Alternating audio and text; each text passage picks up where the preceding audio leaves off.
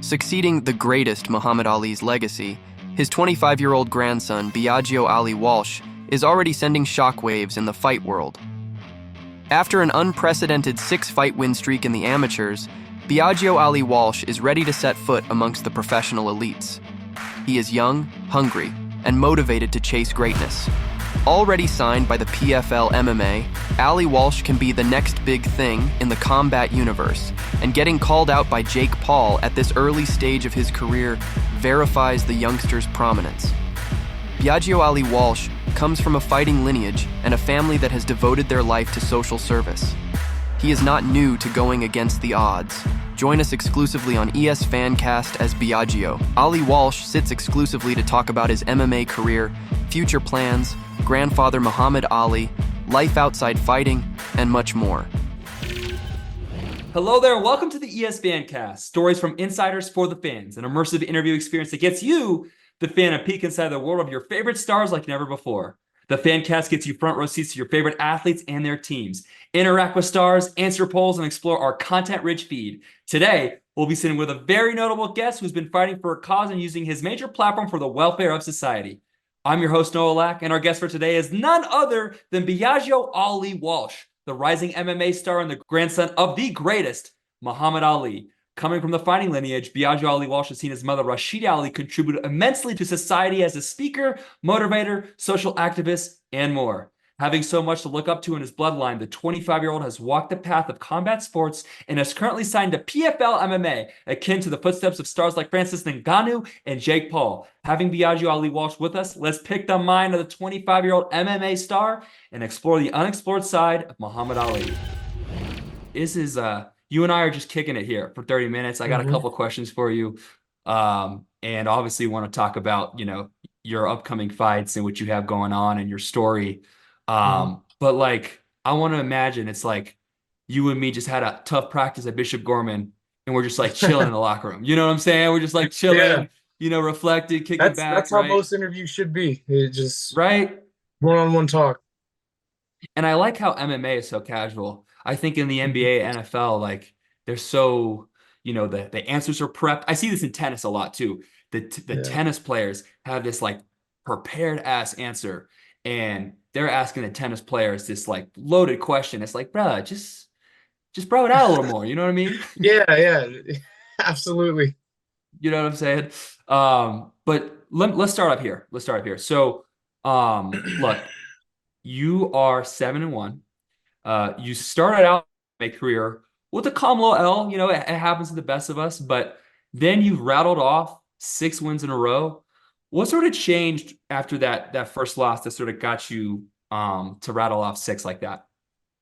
Obviously nobody wants to lose, especially as my first fight, it sparked a fire, after I was like, oh, I want to fight next week. Like I want, and that's usually how it is. I think, with most fighters, at least the ones that I've come across or met, that you lose and it's like, oh, I want to get right back to it, So, yeah, it was basically that.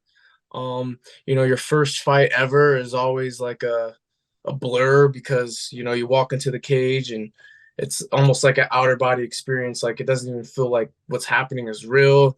It's I had those nerves and that anxiety and I just gassed out. That's pretty much what happened. I gassed out and he took me down and I was so exhausted I couldn't even really like move and he ended up getting the submission. But yeah, every fight, the fighting journey is a learning journey. Every fight I'm gonna have something to say about the last one and learn from that. And whether it's a win, lose, or draw, doesn't matter. You're always gonna look to learn. So Right. yeah, after that first loss, I was just looking to learn more and more and get better and focus on the things that I need to work on. And dude, and I know you're not going to use this as an excuse, right? But like, I can't imagine the nerves and the pressure, just the family lineage, everyone watching. Not saying that's as an excuse, but being at your first fight, I mean, that's a hell of a combination, right? Like, I'm sure, like, maybe you were glad to get that first one out of the way, and like the next 6 one, you just got better and better and like less nervous. I don't Oh, know. of course. My first one was in Montana, so I wasn't even with the PFL yet.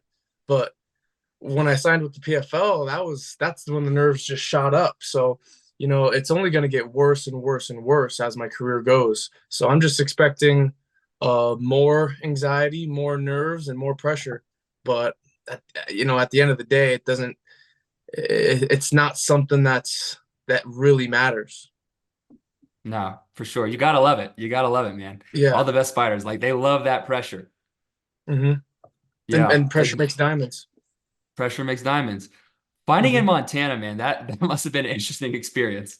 hmm Yeah, I fought in Montana. It was in Billings, and then the fight after that, my second fight was in St. George, Utah, and it was like in a warehouse on a barn. So it was like pretty Yeah, cool. yeah. That's right. But That's right. I just like the way they set it up and everything. And then after that fight was my first amateur fight with the PFL, and to go from St. George, Utah to Madison Square Gardens, it's a huge jump. First fight on the championship card as an amateur too.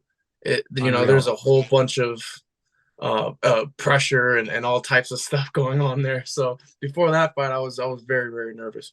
Utah to Madison Square Garden is crazy, bro. There's like no bigger, probably not a bigger jump. It's a huge jump. Yeah. But see, a guy like me, Biaggio, after that first L, what would have sparked my win streak is I would have like looked at this right here. You know what I'm saying? And drawn inspiration from the greatest. I would have looked him in the eyes and said, "This is gonna be me moving forward." You know what I'm Facts. Absolutely. Man, we love this thing, bro. We like, yeah, this is our shit That's a right cool here. picture too. That's Take the blur awesome, off this dude. movie. Yeah, sorry to interrupt you. No worries. Yeah, Yeah, man. So that's awesome. we caught the we keep it on deck for in case we need some inspiration. That's so cool. Yeah, man. Well, let's chat about you going forward, man.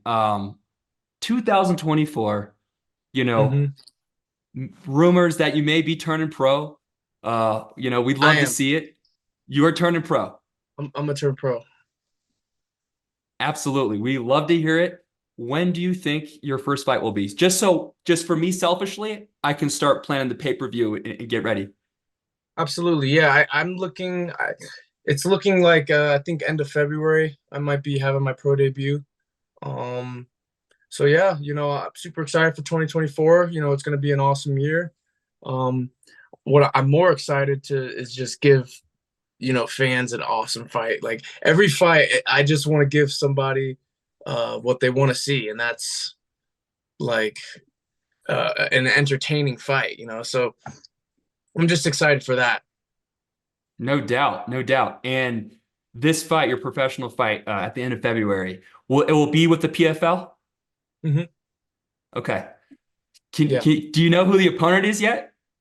Oh, I have no idea. Okay. Hey, man, Regardless of who it is, I'm looking for one goal, and that's to obviously win. That comes with it, but to entertain the fans and give them an awesome fight.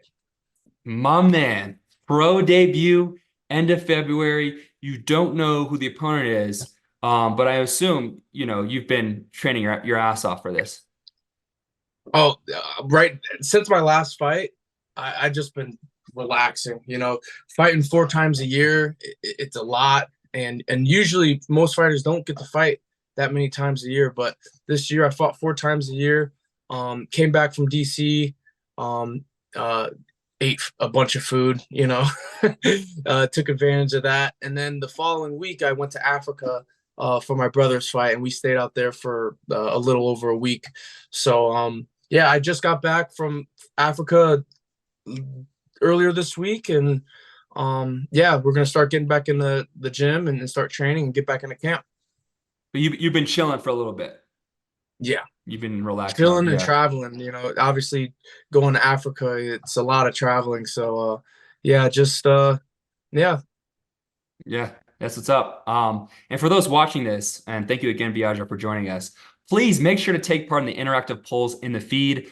Let us know what you think. We're here talking with Biagio Ali Walsh. But Biagio, speaking of the Ali family and your grandpa, We all know of him being an iconic boxing figure, but can you give us a little insight of, how he was away from the ring and the spotlight, and, share some of your time with him and, what you remember of and what you've heard from him, outside of all the noise? Absolutely. Yeah. I've heard so many stories about my grandfather. He was a world icon. Um, I heard, he, because the grandfather, the Poppy that I knew, he was kind of a little limited in his speech and movement and stuff because he had Parkinson's, but Right. he was still funny. He still liked to crack jokes. Um, and that's what I heard, when he was in his 30s, that he was a fun guy to be with. He was very charismatic. Um, he loved magic. He would crack jokes and prank people. That's the Poppy that I know is the who he was as a person, as a humanitarian and stuff like that. So yeah, he was just a bright light to be around, really, even if it was just coloring, or because that's how we spent our time with him, was like watching movies, drawing with him. He liked to draw landscapes like mountains. He would draw sometimes like Interesting. a ring, and yeah, like that's how we spent our time with him. So that's the Poppy that I know. And I'm assuming in those moments, he might not have been the intimidating presence that his opponents would feel, right? I'm sure, was he, or was it felt like even when his aura outside of the boxing ring, where was it an intimidating presence, or was it sort of like a more welcoming, gentle sort of vibe? I mean, I think if you're fighting him, it's more of an intimidating presence for sure. As his grandson, it was more welcoming, and my, Papa, Grandpa. That's the Right. the essence I felt with him. But even spending time with him, he had this big massage chair that he would sit in, and I would like hold his hand, and sometimes even as a kid, I'd think like this hand knocked out George Foreman, like I would think certain things like that, like this guy fought How Joe how old were Frazier. you? How old were you when when those thoughts? Because you had to have been young, but like old enough to know that history. How old were Yeah, you? I might have been 10, maybe. Okay. Like because when I was in third grade, we did a project on like iconic figures or influential figures, and nobody in the class knew who I was related to, but I wanted to do Muhammad Ali because I wanted to learn more about who my grandfather was, and Wow. why he was so famous. So Yeah. yeah, I did a project on him, and in doing that biography, I learned a lot about him and his fights, and the history with the civil rights movement and stuff like that. So yeah, that's that's how I kind of learned a little bit more about my grandfather and what he did, outside of the like who grandpa is, just grandpa. Well, you didn't have to probably didn't have to go on Wikipedia. You just had to go home, talk I, to I, I talk to asked my Rashida. mom. Yeah, Yeah, that's a pretty reliable source, I'd say. yeah, absolutely. Yeah. But yeah, I don't that's yeah. I don't know if they do citations, or you have to like cite your sources at that young of an age, but like Just mom. you're sort of dash bomb. You know what I mean? Like everyone else is like Merriam-Webster. You know what I mean? It's Yeah. like, The no, teacher's that's like, funny. you should have, you can't just, but she Yeah. doesn't know. Yeah. And I was watching videos, even when your grandfather had Parkinson's, he was still such a cool character in the way Oh he yeah. spoke. Obviously, it was like a slower tone, but Hmm. everyone was so drawn in, focused on Hmm. his speech and every word. It seems like people were like hanging on to every word, especially when he Oh yeah. went on talk shows. Can you talk about sort of those end days and sort of how you guys were dealing with, his disease outside of the media Hmm. as well? Yeah. Well, obviously, he was battling with Parkinson's for over 30 years. So when you're battling Right. with a disease like that for so long, it kind of just starts to get worse towards the end. And that's what happened, but you know, in the mornings he would take his medicine, and when he would take his medicine, he was a lot more alert and he could talk a lot more clearly. So, like in high school, when we heard that he had taken his medicine. We're hopping on FaceTime and we're talking to him, and he's talking a lot fluently. Like it's crazy the world of difference. But So when the medicine yeah, kicked in, it's like for a moment he was speaking faster. in the mornings usually, yeah. And at the time he was living in Arizona, and Phoenix is very close to Vegas, so the time difference wasn't big, like as if he was in Louisville or Michigan.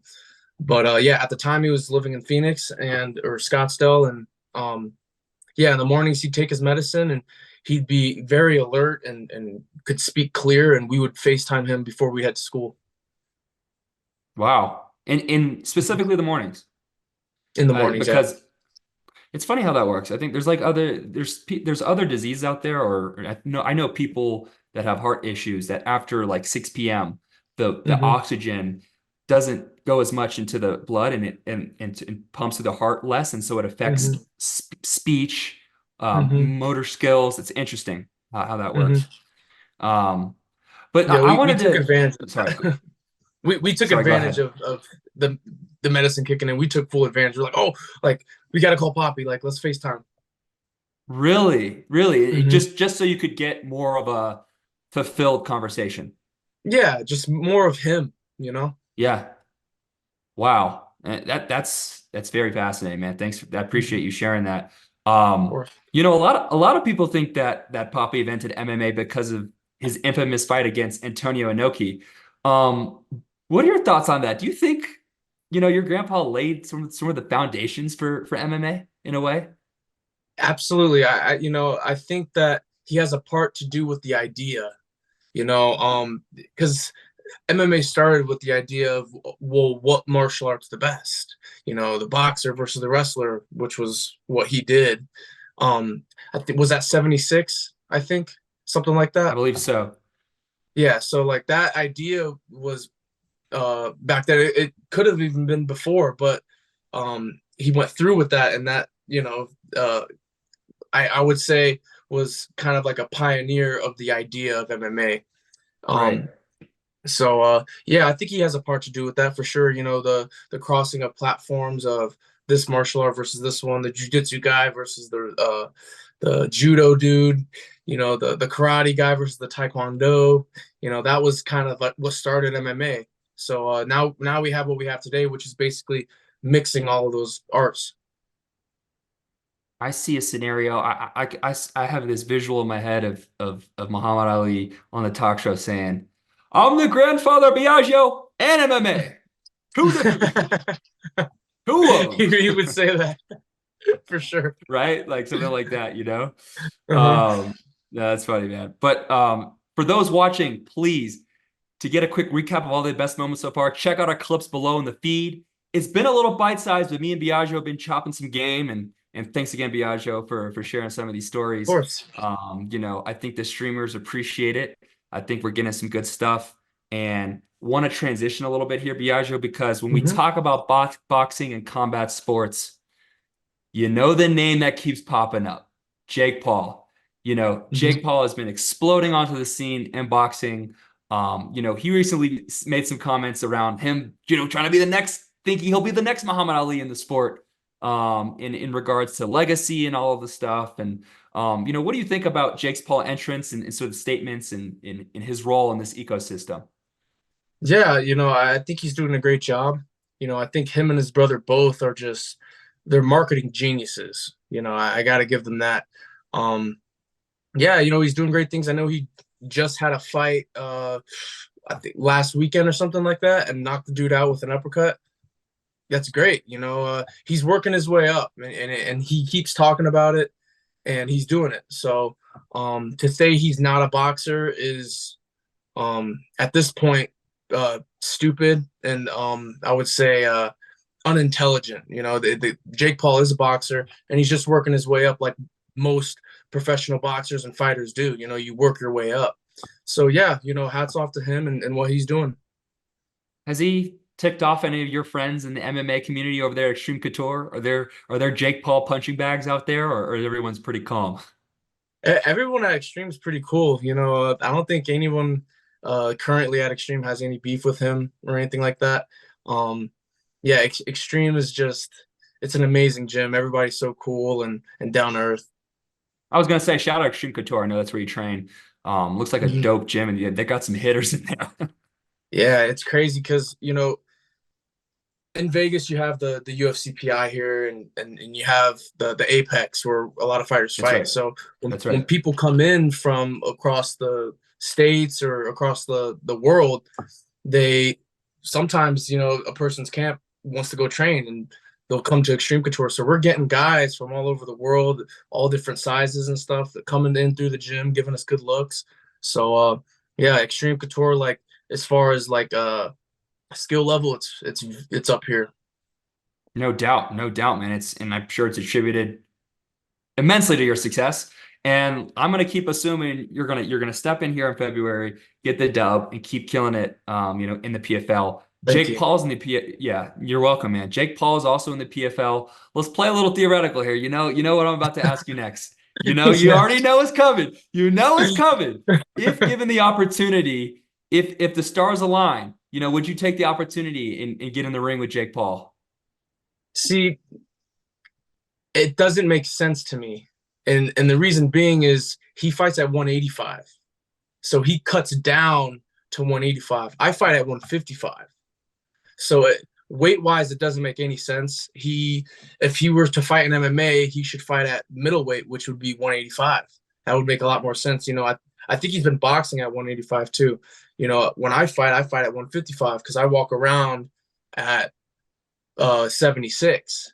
So he's got there's a huge size difference there. So that fight doesn't even make sense unless he wants to come down to 55 and fight, then sure. But other than that, other than that, one, that wouldn't happen. He would uh you can't cut that much weight and perform as well. Same with me. If I were to go up in weight, I was I'd be slower. I was just about to So ask, like, what do you think your bulking max is with your body, your frame? yeah, I mean, to fight at 85, I'd be going up. I would just be slower because I don't walk around heavier than 85. And Jake Paul probably walk. I would be like a freaking, like in slow motion. So that fight just doesn't make sense. Yeah. No, understood. Yeah, the weight, we always forget about the weight class, thinking you just pair the Hmm. names and make it a date. Not that Yeah. simple. Um, I'd love to ask about like because of your family name and your lineage, like growing up, you didn't have to be a fighter. Your grandfather was, yet a lot of people Hmm. were challenging you because your name and wanted to see, what Hmm. what the hands were talking about. How was that experience like? You talk about just growing up fighting. Hmm.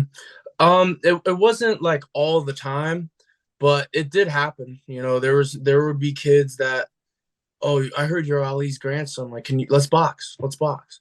And Right. we'll box and they'll get the shit kicked out of them. And I always felt good because I shut them up. Right. So, yeah, that it didn't happen all the time, but there were times where I was challenged and um, we boxed. And yeah, I always wanted to find something that I was good at growing up. And the thing that I noticed was I was just super fast. And I found that Mm. out in elementary school, like during PE. And that's kind of when I was interested in football. Once I got interested in one thing that, oh, I'm fast, like I'm good at this, I put all my focus on that. So most of my especially in high school, starting in high school, everything was football. I never really thought about fighting, but God's plan is better than my plan, and I Yeah. never thought that I'd fight, but here I am. I'm fighting. And I'm doing what I'm doing. I never would have thought I was doing this, or I Man, would and be doing. and you segue into something I wanted to touch with you on, man. Between football and MMA, it's been reported you're sort of in a dark place, man. Vegas is Oh very yeah. tempting. Look, Uh-huh. and I'm there with you. Like, I gotta thank the people at Omnia because I love that place, man. That was like incredible. It's awesome, And man. Yeah, I I will gotta say it's probably the best in Vegas. well, off air, I'll tell you a good Omnia story, but I mean, you're familiar with it. But all jokes aside, you're in that dark place, and would you say MMA really saved you in terms of redirecting your path? Absolutely. After football, I was lost. I didn't know what to do with my life. And a lot of people go through that. They're playing a college sport or a high school sport, even anything, and it kind of just stops. And then you don't. It's more like kind of like a what do I do now type situation. And that's exactly what I had. When I was done with football, it was kind of like a what do I do now? And at the same time, I'm thinking, oh, I have all this freedom. I could do whatever I want now, and nobody like I don't have to wake up early. I don't have to do X, Y, and Z. I could do whatever I want. So what I did was I went out and I would do stupid stuff, tried stupid stuff, act stupid. Were you in college at this time? Yeah, I was in college. Okay. And what I was doing was I was numbing the pain that I had from football, because I had to deal with the not getting an opportunity due to like political reasons and stuff. And a lot of athletes go through this, so I did too. I'm no different than any of these other athletes that have gone through this. I was just one of them. And yeah, really what I was doing was I was going out and I was trying to drink away my problems, drink away my anger. And what it did is it made me more angry and it made me more lost. And I was trying to find something like real estate. I was working at Adidas. I wanted to still be involved with sports, so I was interning as an assistant strength and conditioning coach at a facility out here in Vegas. And at the time, I was training at Extreme Couture just to stay in shape, just so I don't get 350 pounds. So yeah. And then when I was interning, the guys that I was coaching were guys that I knew at Extreme Couture. And I just remember thinking to myself, like, what the hell am I doing? Like, why am I coaching you? Like, I could still be an athlete. I'm still young enough to be an athlete. So that's when I said, you know what, I'm gonna just see how far I can go with this. I don't care about how much money I make or belts or anything like that. I just want to see how far I could go in the sport. No doubt, man. I'm glad you did, so we could have this conversation Yeah, and chat it up. absolutely. But I'm really excited, man. I know we're short on time, but I wanted to ask if we could go through our sort of rapid fire section where I ask you Mhm. a bunch of stuff, you give me your answers, and then see where it lines up with the answers that like we sort of assumed beforehand. Okay. If you have time to do that. Yeah, absolutely. Yeah. Okay, let's do it. Okay, man. Which actor could possibly replace Will Smith to play Muhammad Ali in the 2001 biopic Ali? We have Oh. we so I have three sort of prompts for you. Although, like, if something Uh-huh. popped in your head, don't let me be the group thinker here. Like, you go ahead. I'm trying to think. That's a good freaking question. I would say Denzel Washington only because he was originally gonna play that role. That's the only He's reason. on. That's We he got was, him on but the he on turned it this. down. He turned it down. But I would say Denzel just because I'd like to see what he'd be like. Denzel would be tough. Yeah. Denzel would be tough. We had we had Will Smith play the perfect Ali, so I don't have anything. We had Jamie Foxx might have been a good Muhammad Ali, and then we had Denzel. hmm Yeah, Jamie that's Foxx was it. in the movie too. He was Virginia Yeah, Brown. yeah. No, okay. This one is crazy, but I'm gonna ask you, who is Muhammad Ali's favorite grandchild? Oh, all of us. He loves his family. So no politics here. No, we're not going with Biagio Ali Walsh. No, and not even Nico. No, he loves Okay. all of his grandchildren and children. Yeah. Okay. Okay. Safe play right there, man. Safe move. Got That's out the of truth. it. That's what he would say. Yeah. Yeah. Okay. Okay. Oh, this is yeah. All right. Is boxing still a superior sport to mixed martial arts, in your opinion? Oh, I'd say the two are battling right now. We're kind of in an era right now where they're both trying to see who watches more of what. I think we're kind of in that era right now where MMA is now starting to get a lot of attention. So, and I do boxing's been see around a for so long too. I do see a little battle here. I do see a hmm little battle. Because man, the UFC's lit right now, but Jake Paul hmm is doing the boxing route. You're in the PFL. Like, hmm Yeah, Yeah, I totally. Devin Haney, Tank Davis, Ryan Garcia, all these guys, super fights in boxing. There's still super fights. So, um, and MMA's on the rise. So yeah, I think right now we're in an era uh like which is better. No doubt, no doubt. All right. If you fought Nico in a friendly fight, who would win? I I wouldn't try to box him for sure. I would Okay. just try to take him down. Okay. So boxing Nico, MMA, are you giving the nod to yourself? Boxing, he wins. MMA, I win. Okay. We're both in two completely different sports, and Oh, the person in their sport, if it's in their rules, they're winning. okay. Okay. Fair answer, fair answer. Yeah. Um, is MMA the most brutal sport? There is. Um, yes, I think MMA is more brutal. Boxing's more dangerous. You know, that being said, when I say brutal, I think because MMA allows knees to the head, elbows. There's a lot of blood, so Okay. that the blood kind of shows how brutal it is. Boxing, I think, is more dangerous because you have the waist and up to hit, and usually it's all accumulate to the head. There's so many headshots, and the gloves are bigger, so you're taking so much more volume to the head. So long term, it's a lot more dangerous in boxing. So MMA is more brutal, boxing's more dangerous. I would have totally assumed the opposite if you didn't just say that. That is interesting.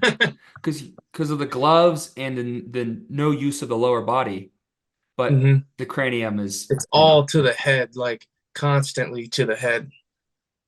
yeah, MMA, yeah, you could absolutely. you could lose via submission. You could lose by getting knocked out. You could lose so many different ways in MMA. Boxing, it's usually decision or you're getting knocked out or TKO. Yeah, yeah, absolutely. What do you think of the this is off script, but what do you think of the power slap league? How dangerous is that? You think that's brutal? Yeah, I mean, it's like the guy, you can't retaliate. You're just completely in a vulnerable state, and it's seeing how much you could take, and you could only take so much. You're a human. So you can't. There's no defense or retaliation. So I think it's kind of a little pointless and dangerous. Would you rather get the shit slapped out of you from a giant heavyweight power slap champion or go 3 minutes in the ring with Sean Strickland? um, I'll take the 3 minutes with Sean. I'll take my chances more than basically guaranteed getting knocked out. I mean, with Sean, he'll probably knock me out too, but I'd rather take my chances and being able to defend myself. Yeah, no doubt. Oh, dude, can you tell the Sean Strickland story where like you were sparring and a dude was cooking you and he like cursed you out, but then he like came back and now he's like in your corner. Can you, I mean, Dude, maybe I don't know how much. he's just funny. Like he's genuinely funny, and he's just such a good teammate, and he's the hardest worker in the gym, and he just pushes everybody. And yeah, there was one day where I got the shit kicked out of me. And, I had a black eye, I had a cut, I had all these Right. marks. And Sean came up to me, he's like, dude, what the like you got your ass whooped. He's like, you got your lunch money taken, bro. And I'm like, thanks, Sean. Like that makes me feel great. And he's like, But yeah, like, what man. can He's you like, do? yeah, I'm like, because it was just a bad day. Everybody has a bad sparring day, Of even course. basketball players are not making threes that day. Right. There's everyone has a Right. bad day. It was one of those for me. And he came up to me, he's like, yeah, I mean, he's like, you can't taking steps back and showing weakness that he's hurting you, that like that turns me on. Like if I saw you showing me weakness, I'd be jerking off. And I'm like, wow, thank you. So but after that, after the critical after that after the criticism, he was like, hey man, you're still an amateur. You're sparring with dudes who are veterans that have so much experience. So you're doing everything right, man. Just keep working. He's a great teammate. And yeah, the following week I sparred the same dude, won the round easily. And while I was sparring him, Sean was like cornering me because I was in the cage. He was cornering me, telling me, yes, do this, da. And yeah, after the sparring, he came up to me. He's like, "Hey, man, you made your father proud, man." Meaning him. And I was like, thanks. Yeah. So yeah, Bro, I thought he was that's my talking funny about. Strickland story. Oh my God, I thought he was talking about Muhammad Ali, bro. He met himself. He met himself. But yeah, That's there's amazing, other funny man. stories. He's a great guy though. Like Oh my anyone who gosh, that's says awesome. he's not, they don't know him. Yeah. All right, one more question and I'll get you out of here. Who's your GOAT in boxing? I think we know the answer to that. And who's your GOAT in MMA? Ooh. My goat in boxing is okay. I have two answers. The first answer is bias. I'm gonna Sure. say Muhammad Ali. Sure. Second answer, I would say Sugar Ray Robinson would be my Ooh, goat in boxing. talk to me Yeah, about, okay. Sugar Ray Okay. Robinson. That dude. I mean, even my grandfather would say he was the best, and he did actually in an interview. But Really? yeah, Sugar Ray Yeah. Robinson. That dude. That was a bad MF. That was a bad dude. Goat in MMA, John Jones.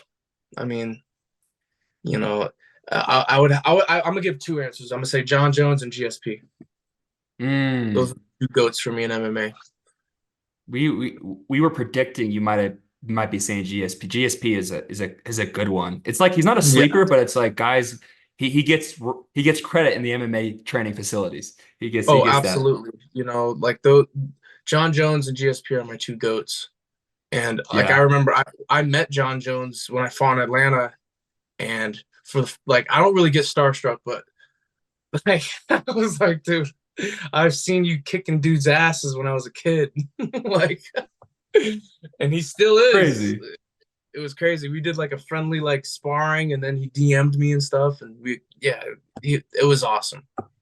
That's freaking awesome, man. And for those watching this awesome fan cast, man, check out the infographics that we have in our feed. Take part in the interactive polls. Let us know what you think. And no, this has been great, man. This has been another awesome ES Fancast with Biaggio. Hey, Biagio, after your dub in February, what do you say? Like, I won't hold you to it, but what if you say you hop on a live stream post fight and we give a little, post game, how you Mhm. feel and like post game recap, man. Just put it out there, man. If you want to come back and chat game, because we're fans and Absolutely, we're absolutely. You yeah. know, anyone watching, fans or haters, doesn't matter. I want to, especially the fans too. I'd like to give them, let them know who I am as a person and who I really am. So yeah, absolutely, I'm down for that.